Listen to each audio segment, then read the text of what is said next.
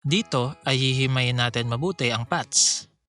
Isa ito sa mga makapangyarihang feature ni Photoshop na malaki ang maitutulong kung mapag-aaralan natin mabuti. Ang tutorial na ito ng paths ay nahati sa dalawa. Ang una ay ang nasa video na ito, paths na nagagawa mula sa Shape Tool, at ang pangalawa ay ang paths mula sa Pen Tool. Natalakay natin ang Shape Tool sa mga nagdaang tutorial at nalaman natin na ang shape ay composed ng paths na maaring i-move using Path Selection Tool at maaring i-edit or i-manipulate ang points using Direct Selection Tool.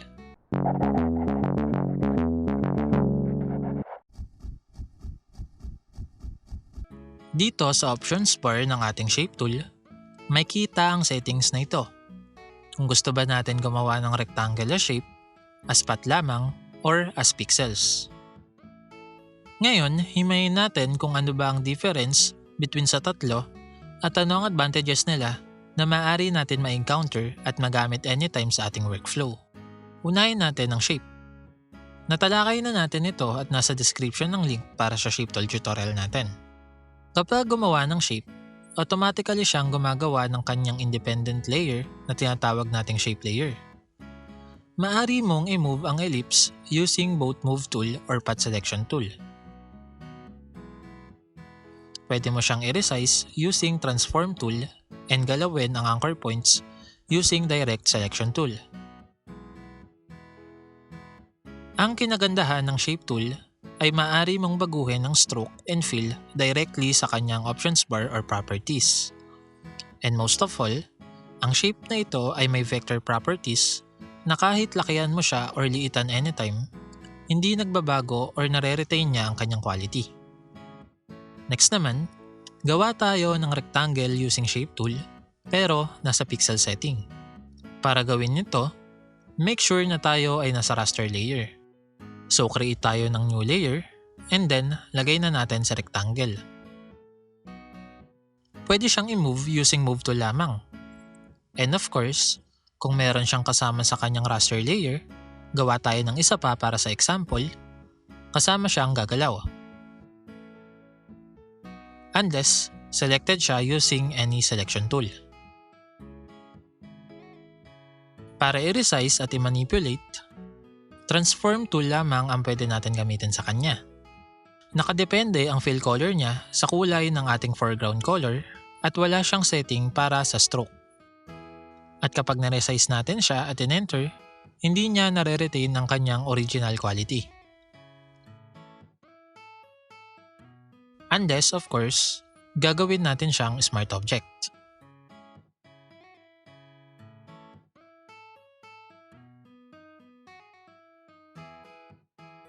Rasterize natin ulit.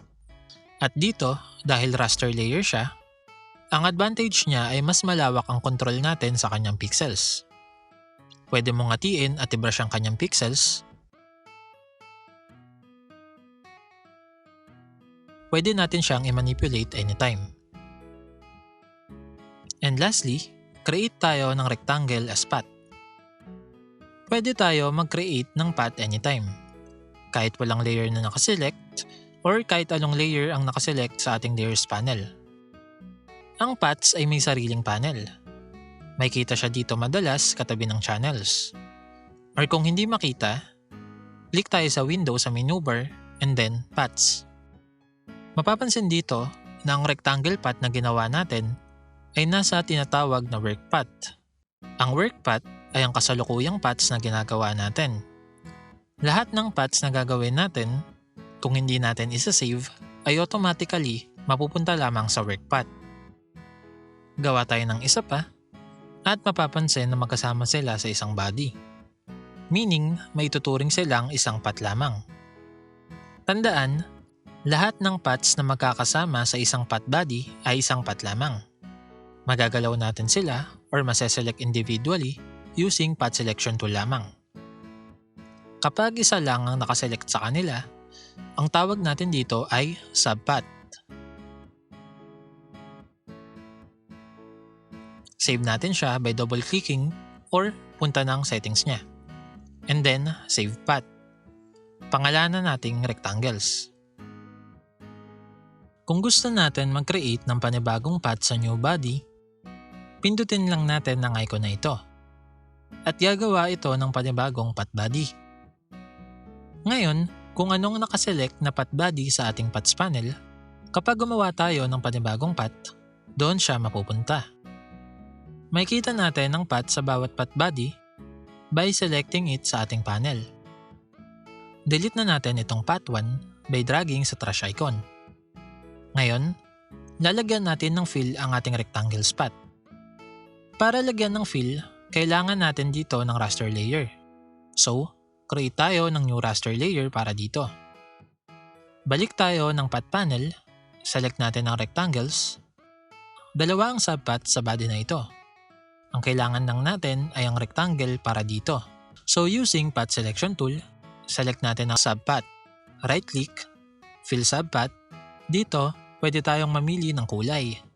This time, piliin lang natin ang ating foreground color. Or para automatic na ma-fill siya ng foreground color, cancel muna natin to.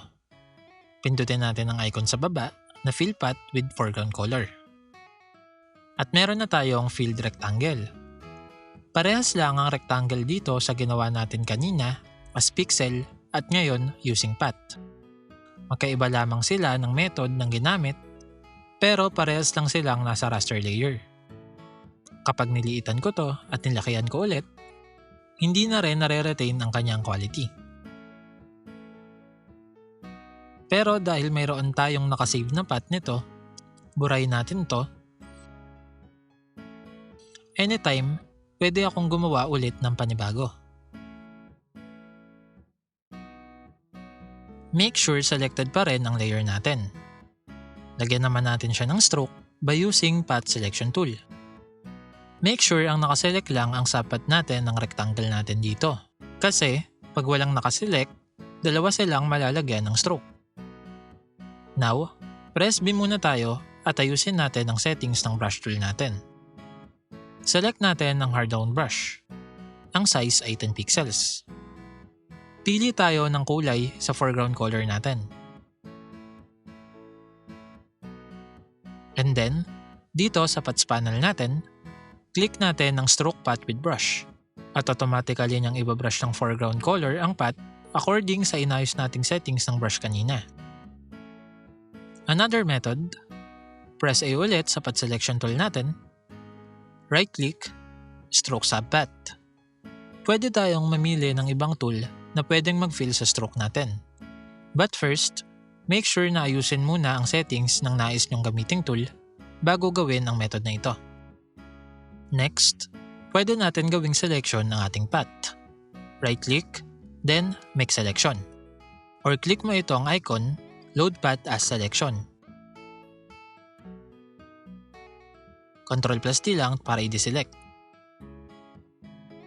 Pwede rin natin gawing path ang kahit anong selection. Ang circle shape natin ay gawin natin selection by holding Alt, then click sa layer. Ngayon na selected na siya, sa path layer natin, click natin ang icon na ito. Make work path from selection. At magiging path na ang selection natin. Sa paths panel natin, nakalagay siya sa panibagong work path. Ngayon, gumawa naman tayo ng custom shape mula sa ating path. Gawin natin ang composition na ito. I-move natin ang ginawa nating path mula sa selection using path selection tool. Palitin natin ang bilog. Gawa tayo ng panibagong rectangle. Make sure na nasa work path lang tayo para nasa isang path body lamang sila.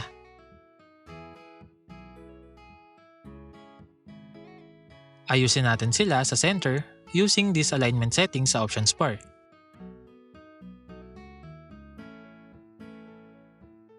Ngayon, kapag finil ko siya, tandaan natin by default na ang subpaths na magkakadikit or magkakasama ay mabubutas automatically kapag nagka-overlap. Gawin na natin siyang shape. Make sure selected ang path body. I-right-click natin, define custom shape. Ilagay natin ang desired name natin. At dito sa custom shape tool, makikita na natin siya as shape. So pwede ko siyang ilagay sa canvas as pixel. Or better, as shape layer. Pwede natin palitan ng fill and stroke anytime.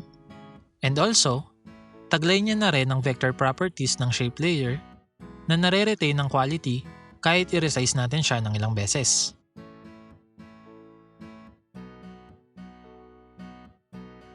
Para mag-delete ng custom shape, punta tayo ng Window, Shapes, then drag natin sa trash icon ang ating custom shape. Lastly, may mga pagkakataon na naiiwan natin ang path body na nakaselect at nakakasagabal ito sa ating working space kung hindi naman natin ginagamit. Para mawala ang selected path sa canvas, click lang tayo sa blank space ng paths panel. Hindi dito nagtatapos ang pag-himay natin sa paths.